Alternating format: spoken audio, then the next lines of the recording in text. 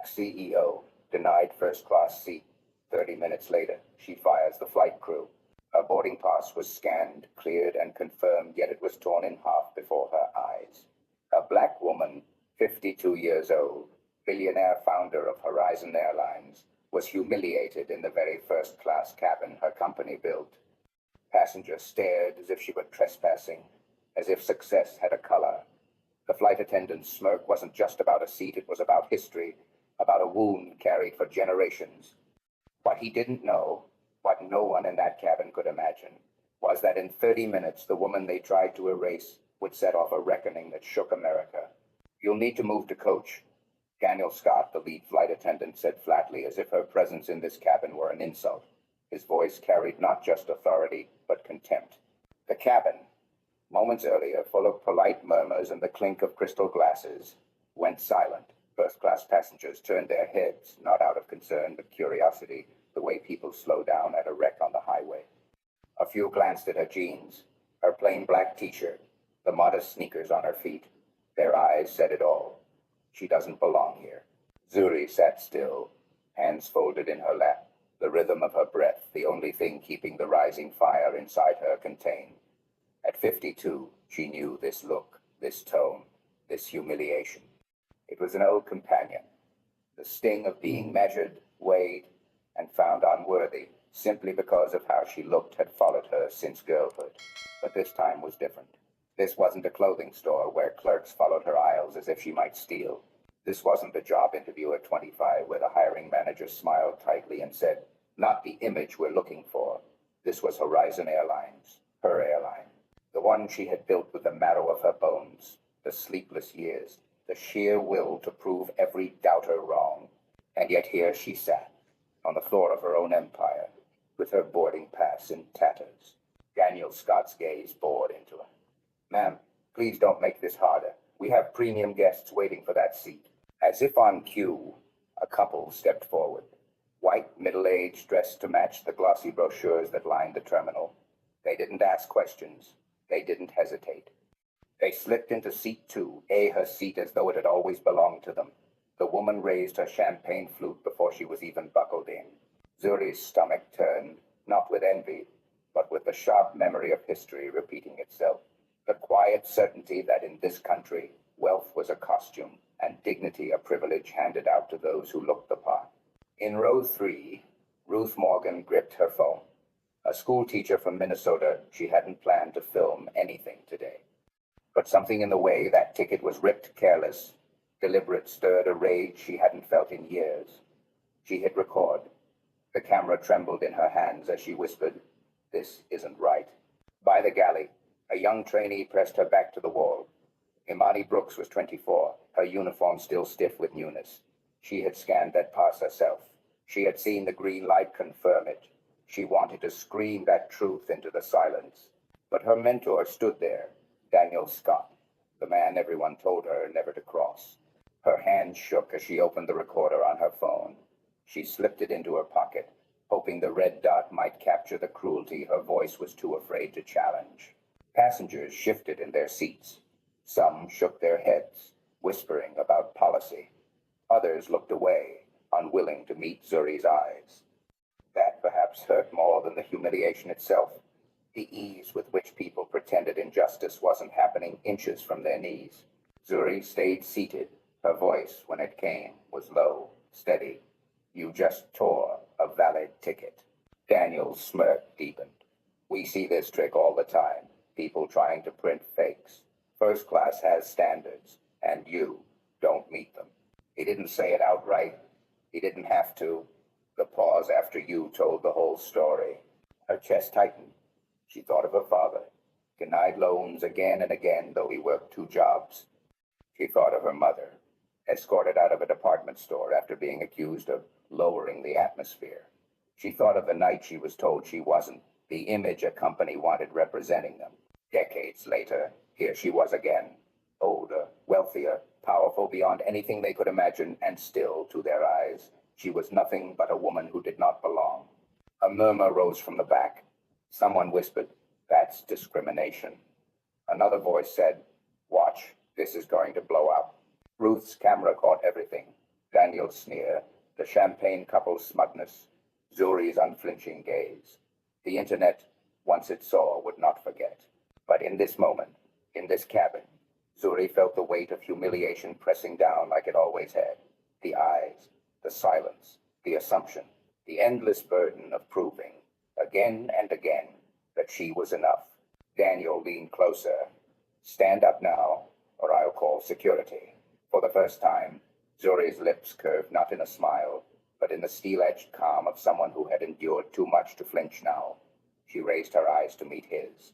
You don't know who I am, she said softly. But you will. The cabin froze. Phones lifted higher. Hearts quickened. Even the hum of the engine seemed to pause. Every person in that room, whether they admitted it or not, felt the line cut through them, sharp and inevitable. For the first time, Daniel blinked. The certainty in his authority faltered, just slightly, against the unwavering truth in her voice. It was not just a sentence. It was a promise. A storm gathering, about to break. And for every American who had ever been told you don't belong, for every time their worth was shredded like paper in someone else's hand, those words carried not just pain, but possibility. The flight had not even left the runway, yet already it was carrying the weight of something far greater than miles. There is a kind of silence that burns louder than words. The silence of a clerk who follows you through every aisle. The silence of a banker who pauses before denying your loan. The silence of a hiring manager who shakes your hand politely but whose eyes already decided not you.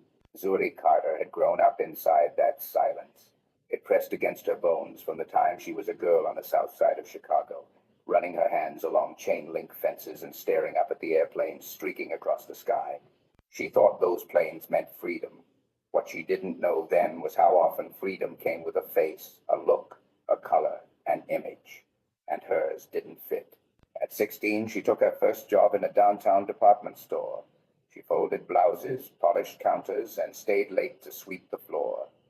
Other girls, white girls her age, were told to greet customers, to smile, to make the place warm.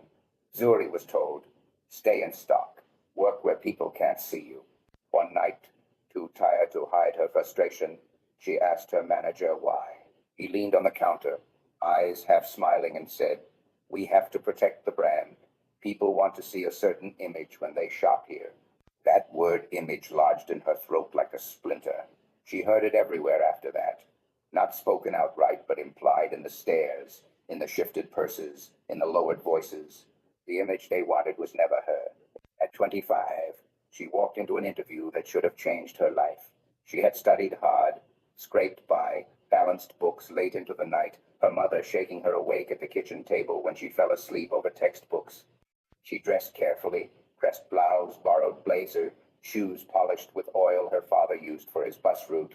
The man across the desk looked at her resume. He nodded. He even said, impressive.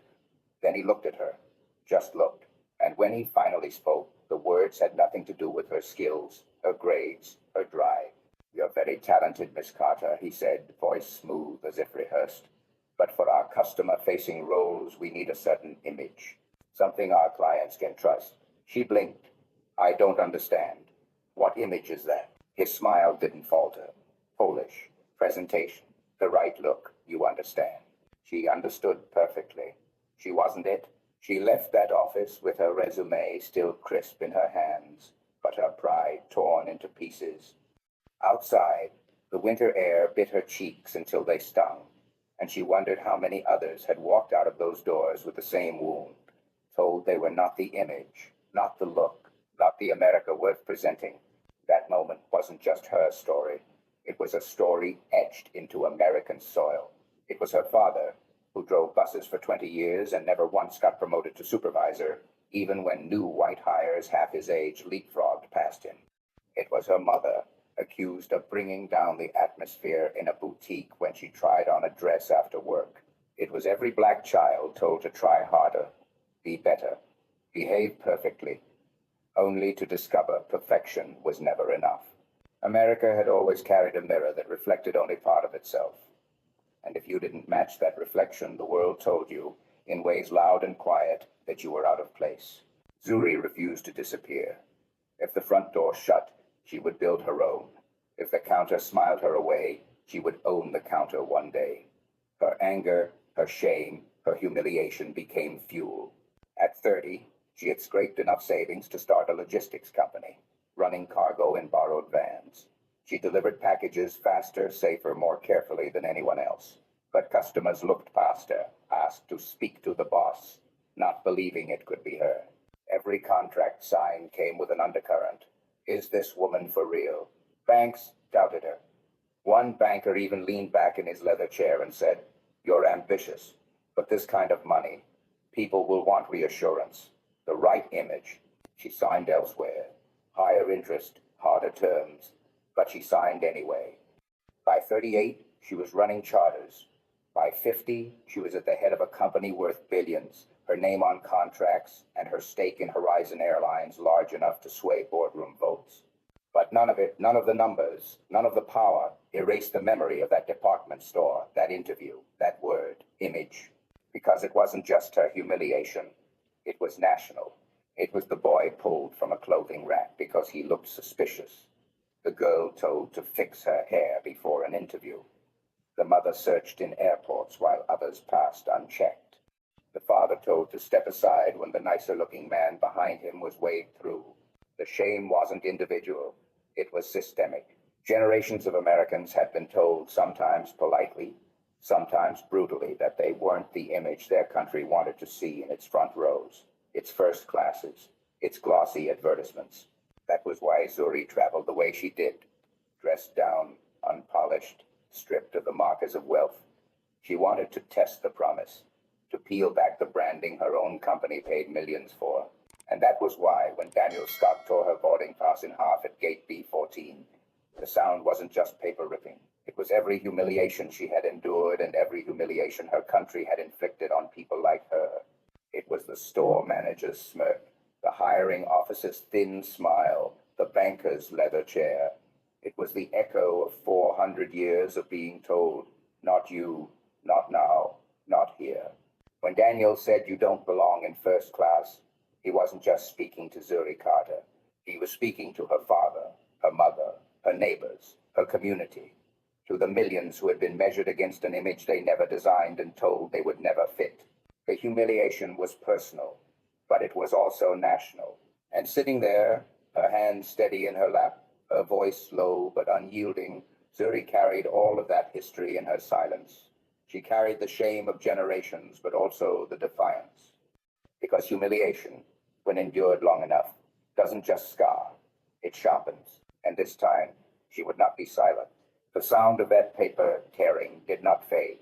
It clung to the cabin walls like a scream swallowed too fast. Every passenger heard it. Some pretended not to. Others shifted in their seats, uneasy. But for many, too many, it was a sound they had known all their lives. The rip of belonging denied. The rip of dignity reduced to scraps. Zuri Carter sat in silence, but her silence was not empty. It carried 52 years of insults coded as courtesy, of doors closed with a smile, of not the image we want. Her hands rested on her lap, but her stillness was thunder. Daniel Scott stood in the aisle, puffed with authority, speaking as if his voice could erase truth. "Ma'am, last warning, move to coach or you'll be removed." The words were not new. They were old, centuries old. The accent changed, the uniform changed, but the message was the same. You don't belong here. Move back, move out, step aside. Passengers shifted, eyes darting. Some lowered their gaze, ashamed because they recognized the pattern. Others leaned forward, phones ready, because they too had lived this moment at a grocery store, at a bank, on a street corner, and they knew what it meant. America had been telling people like Zuri to move for generations. Ruth Morgan's hand trembled as she held her phone. She was white, middle-aged, comfortable enough, but even she felt the burn. She had seen her students, kids with skin darker than hers, get stopped outside malls while others walked free. She had looked away before. She wasn't looking away now. Her voice cracked as she whispered, "This isn't right," but her recording carried stronger than she did. Near the galley, Imani Brooks felt her chest pounding. She saw again the scanner flashing green, confirming Zuri's seat. That memory burned against Daniel's lie. Fear clawed at her, but something stronger pushed back. Her mother's voice echoed in her head. Speak, even if your voice shakes. Her voice shook. Her ticket was valid. I scanned it. It was 2A. The cabin rippled. Whispers rose. A truth spoken aloud was dangerous because it made silence heavier on everyone else. Daniel snapped at her. Back to your station, trainee. But she didn't move. The officer entered, called by Daniel, ready to enforce. The gate agent checked the system. Seconds dragged. The truth was there, blinking back. Zuri Carter, C2A, paid in full. Boarded. Green light. Passengers leaned in as if the verdict mattered to all of them. And it did. Because this was not about one woman in jeans. It was about everyone who had ever been told to step aside because their face, their clothes, their accent did not fit. When the gate agent finally spoke, she's listed 2A. It's valid. The air shifted. It was as if the whole room inhaled for the first time. Daniel's face stiffened. He stammered about errors and policy, but the words rang hollow. Because the lie was naked now, stripped of its uniform. Zuri turned slowly, her voice calm, low, but every syllable struck like a drum. You tore my ticket. You said I didn't belong. You wanted this cabin to agree with you. Her words reached deeper than her seat. They echoed into memories. A man in Alabama remembering when his father was told to use the back door of a diner. A woman in Ohio remembering when she was followed by security in a store. A soldier in uniform remembering being stopped at an airport, questioned as if his citizenship was suspect.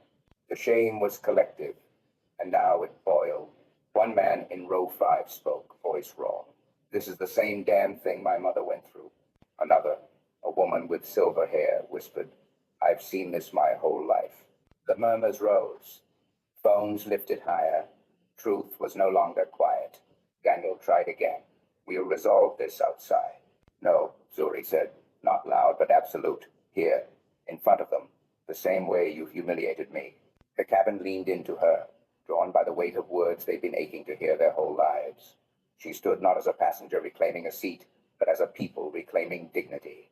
My name is Zuri Carter, she said, her eyes sweeping the rows. I am a founder and shareholder of Horizon Airlines, and tonight you watched a man tear my ticket because he decided I didn't look the part. Gasps rolled like thunder through the cabin. The couple in 2 arose wordlessly, their wealth suddenly worthless. The officer looked at Daniel, not at Zuri.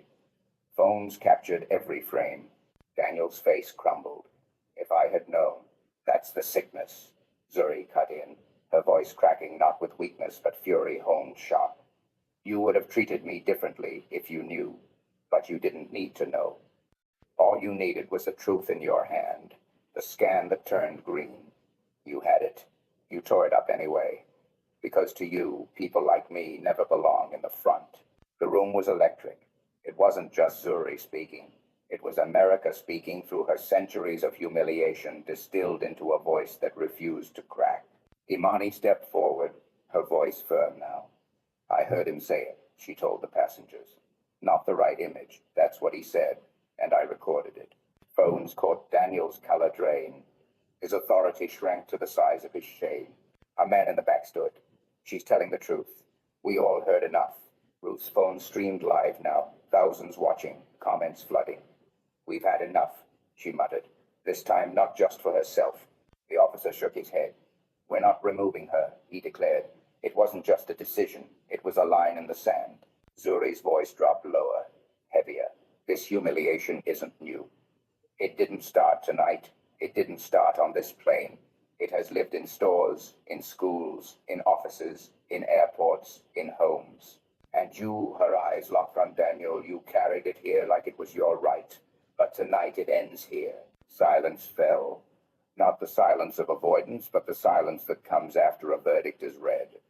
Then, slowly, passengers began to clap. Not polite applause, not shallow approval. It was jagged, heavy, uneven, like something breaking open after being held too long. For once, the cabin didn't look away. It looked straight at the wound. And in that gaze was pain, fury, but also the beginning of change. Zuri sat down in 2A. This time no one questioned her. No one dared.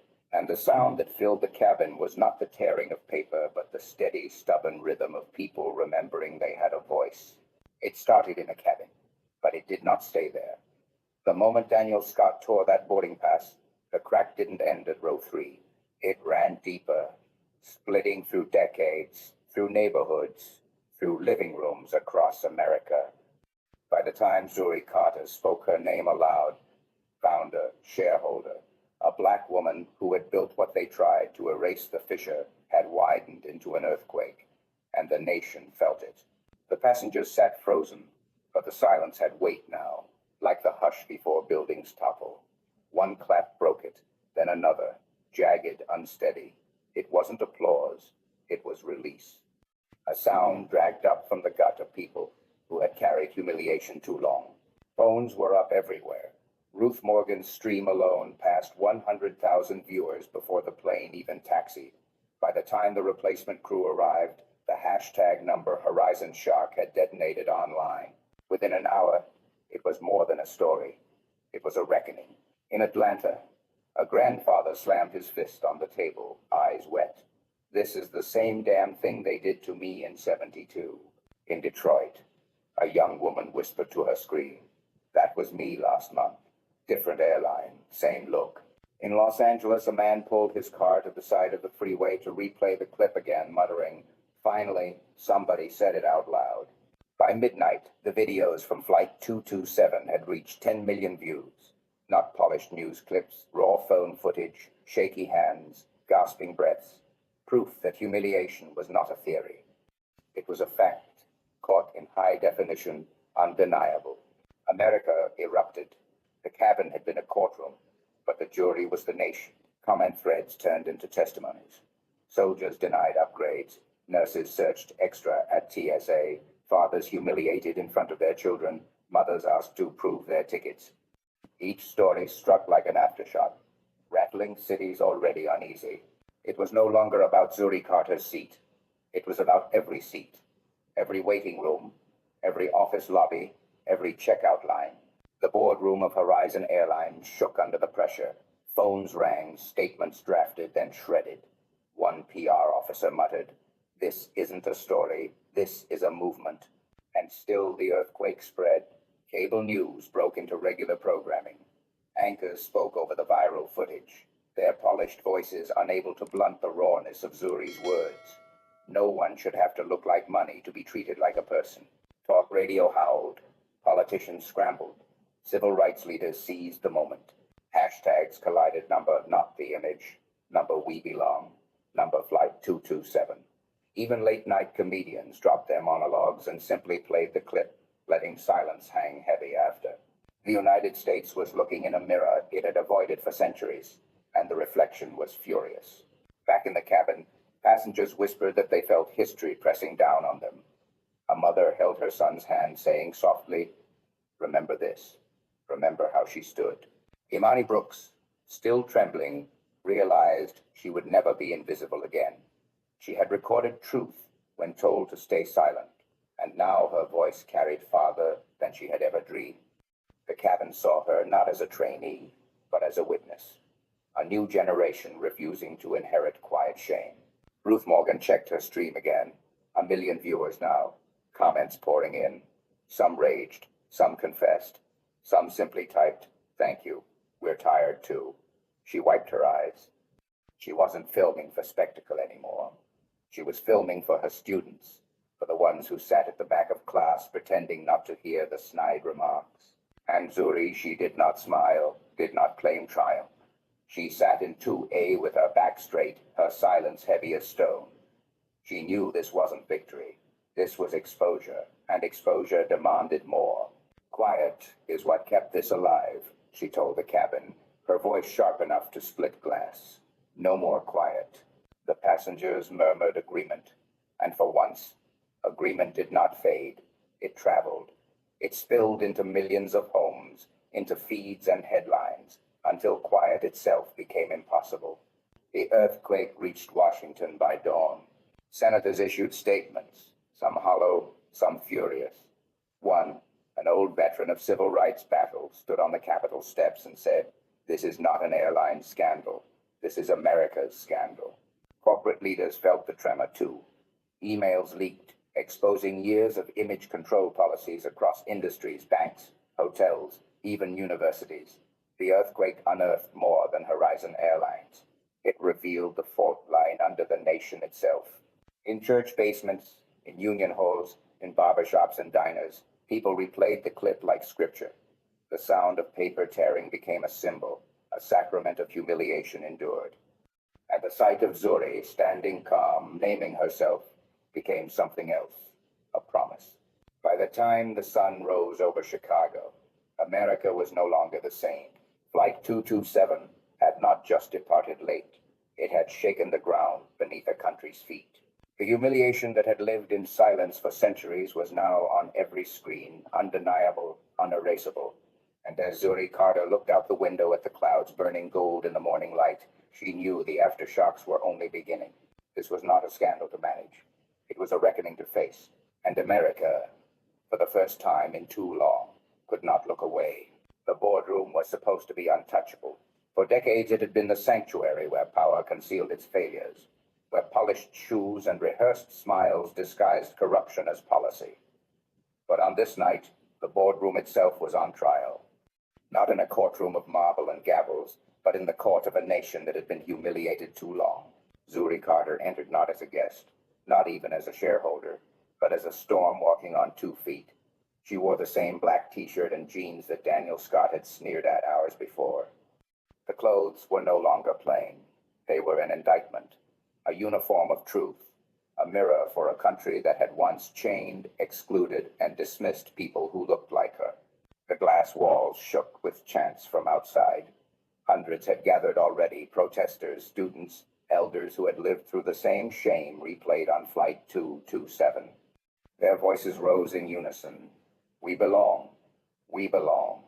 The sound was thunder rolling into the marrow of every executive seated at the long oak table.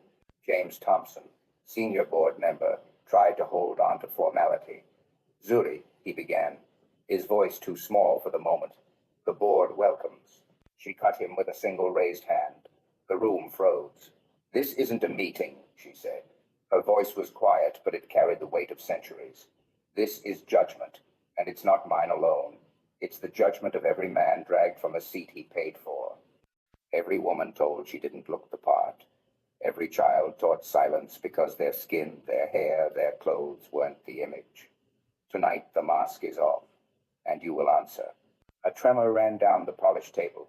Executives shifted in leather chairs that no longer felt like safety. The earthquake from Flight 227 had arrived here, under fluorescent lights, where excuses used to live.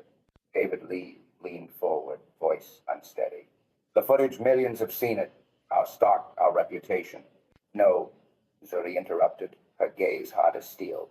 Your problem is not reputation. It is rot. And it has been rotting since the first passenger was judged unworthy of first class for looking like me. Her words struck like a gavel. I demand 3 things, she continued. Not requests, not negotiations, demands. The room leaned in, powerless against the gravity. First, termination immediate and permanent of the crew who carried out this abuse. Their badges, their wings, their authority, gone. They tore my ticket, they marked my name, they erased my record. Tonight they learned the same truth they tried to deny me. Belonging is not theirs to grant.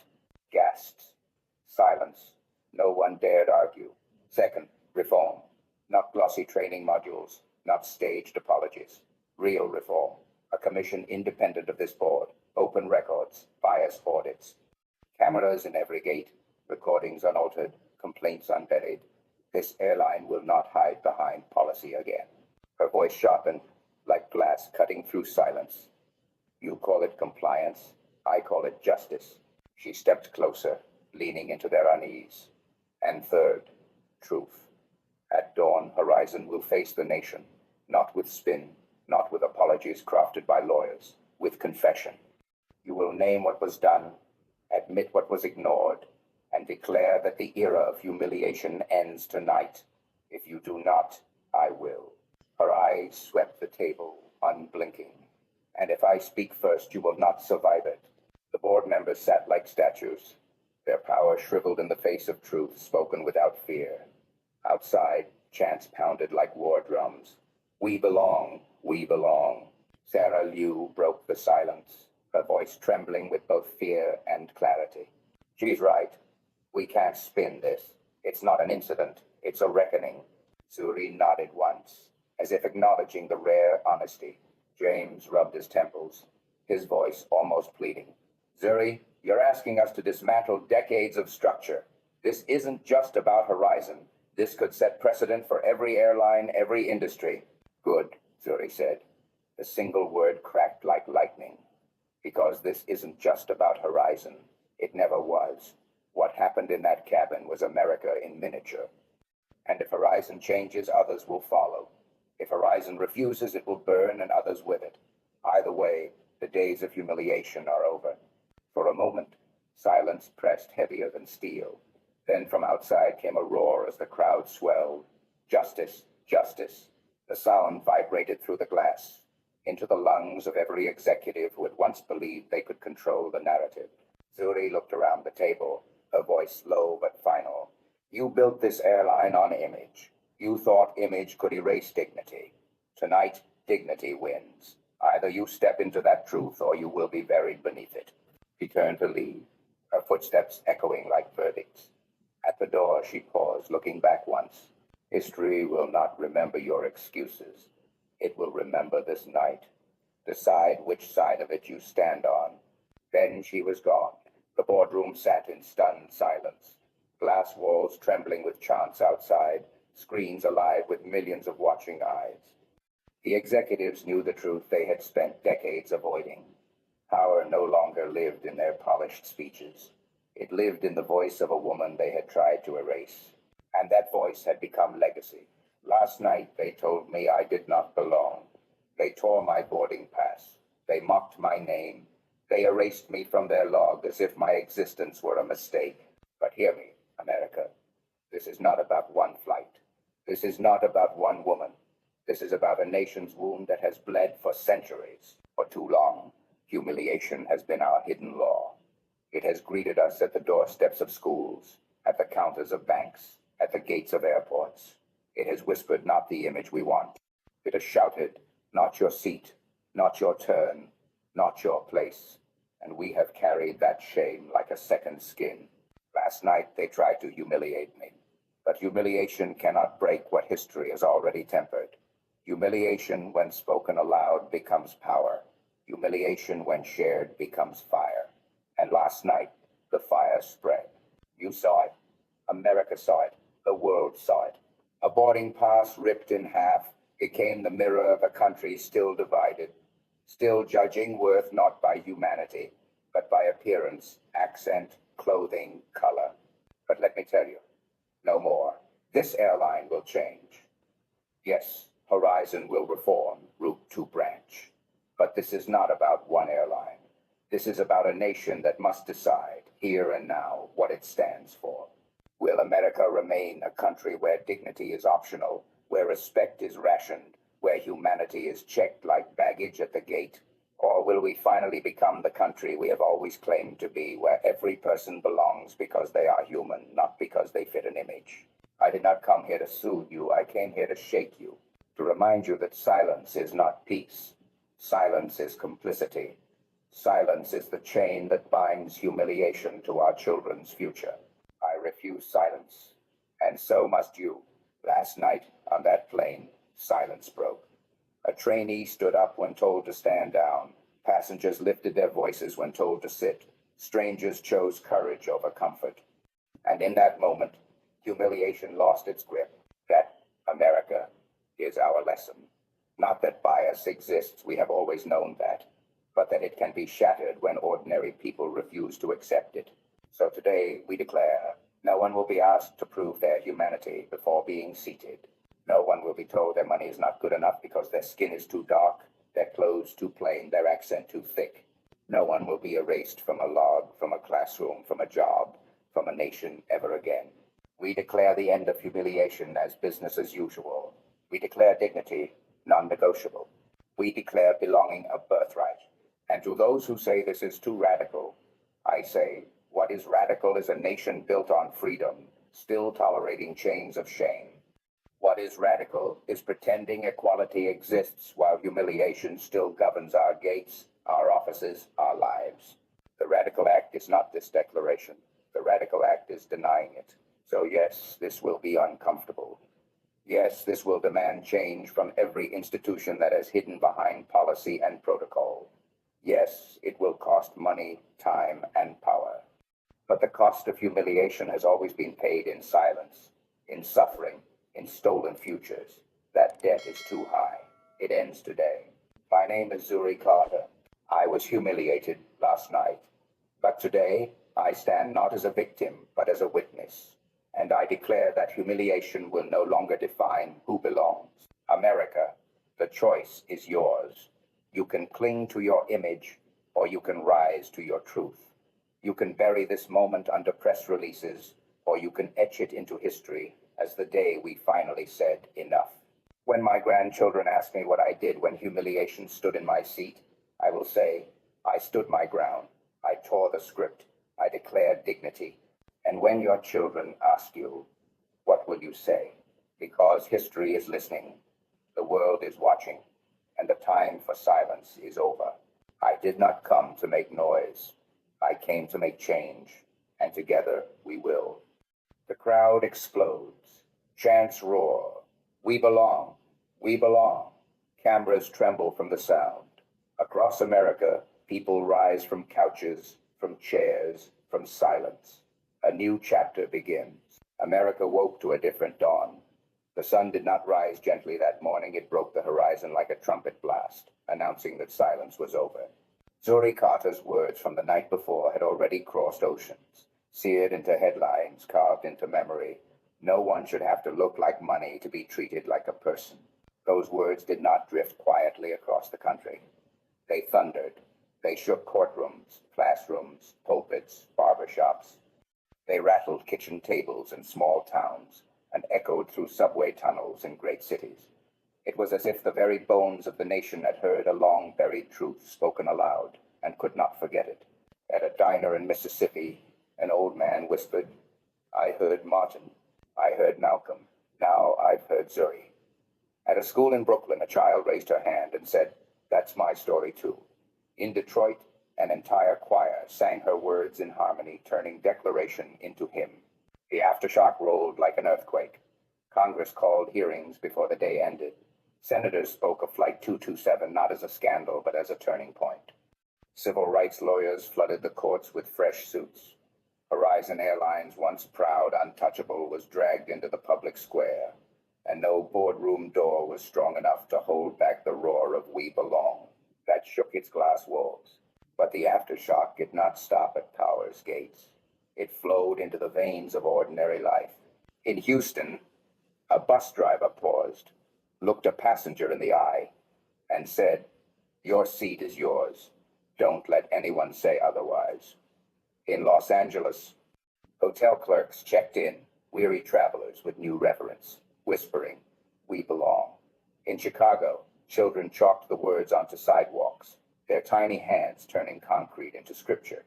The humiliation of one woman had become the declaration of a people, and the world was listening. In Johannesburg, South Africa, broadcasters replayed her speech beside footage of Nelson Mandela. In London, protesters outside Heathrow raised banners. No more humiliation at 30,000 feet. In Tokyo, a headline blazed, the American flight that changed the world. What began in the cabin of Flight 227 had torn through borders. This was no longer the story of one airline. It was the reckoning of a civilization. Zuri herself did not rest. Days later, she stood again before the Horizon Board. This time, cameras captured everything. She demanded audits, reparations, reforms that would scar bureaucracy into remembering. And the board men and women who had built careers on spin and silence folded like paper in a storm, unanimous. But Zuri looked beyond them. This is not about saving a company, she said. This is about saving a country's soul. Her face appeared on murals from Harlem to Oakland.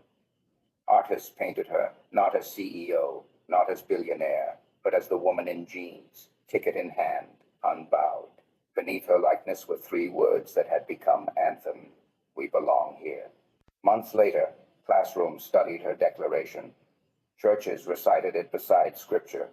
Musicians set it to rhythm. Protesters stitched it onto banners. And in the quiet corners of America, in farmhouses, in factories, in prisons, people whispered her words to themselves like a prayer.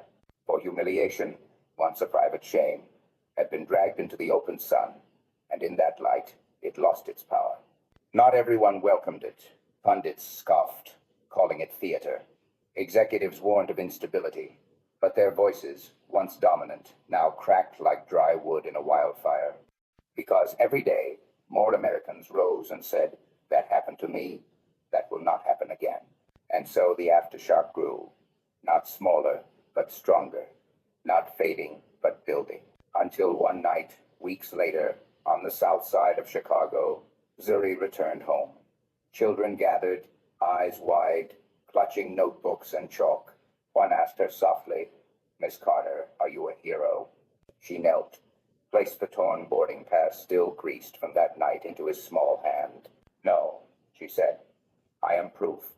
Proof that humiliation can become change when silence ends." The boy stared at the scrap of paper as if it were treasure. "Then I'll be proof too," he whispered. And in that moment, the story of one woman became the inheritance of a nation. The aftershock was not ending. It was only beginning. And history, once again, would be forced to listen. History is not written in silence. It is carved in defiance, in the trembling voices that say no more, in the steady hands that refuse to yield when the world demands surrender. On the 20th of June, 2025, in the narrow aisle of Flight 227, humiliation tried once more to chain a human soul. A ticket was torn, a name erased, a woman mocked for daring to sit where she belonged. But that night, humiliation lost, because that woman was Zuri Carter, because silence broke, because strangers rose, and in the clash between arrogance and dignity, dignity did not bow. Her words, "No one should have to look like money to be treated like a person," rang not only through a cabin, not only through a city, but through the bones of a nation that had carried centuries of scars. The humiliation of one became the testimony of millions, the witnesses with their cameras, the trainee with her trembling courage, the passengers who refused to sit down, all became architects of a new covenant. And America, long fractured, long divided, was forced to look into the mirror of Flight 227 and see itself unmasked. What began as scandal became scripture. What began as outrage became anthem. What began as one woman's stand became a nation's reckoning. And still it grew. From Congress halls to kitchen tables, from classrooms to pulpits, from city streets to quiet back roads, the words thundered, "We belong." Banks rewrote their codes. Airlines rewrote their policies. Schools rewrote their lessons. And children, black and white, rich and poor, whispered to each other on playgrounds, "We belong." Years passed, but Flight 227 did not fade. It was not just remembered, it was lived, recited in classrooms, sung in choirs, painted on walls, preached in churches, cited in laws. And Zuri herself, no longer just CEO, no longer just founder, became something greater, a vessel of truth, a keeper of dignity, a Rosa Parks of the sky. Her boarding pass, once torn in contempt, now cast in bronze, rose at O'Hare as a monument not of wealth or war, but of belonging. Pilgrims came to stand beneath it. Children traced its letters. Elders wept before it. And always, the words at its base whispered across generations, "We belong." It was not a slogan. It was a vow. For humiliation, once hidden, had been dragged into the light, and in that light it withered. And so the legacy endured, not as noise, not as headline, but as a covenant between the past and the future, that no human being would ever again be told their place was anywhere less than equal. When historians spoke of it, they did not call it a scandal. They called it a turning point. They spoke of how the cabin became a courtroom, how strangers became witnesses, how one woman became the voice of a people. They spoke of how, in the sky above Chicago, America was forced to choose silence or justice. And justice, at last, was chosen. Generations later, children who never flew on Flight 227 would still stand before the bronze boarding pass, reciting the Carter Declaration as if it were scripture. No one should have to look like money to be treated like a person.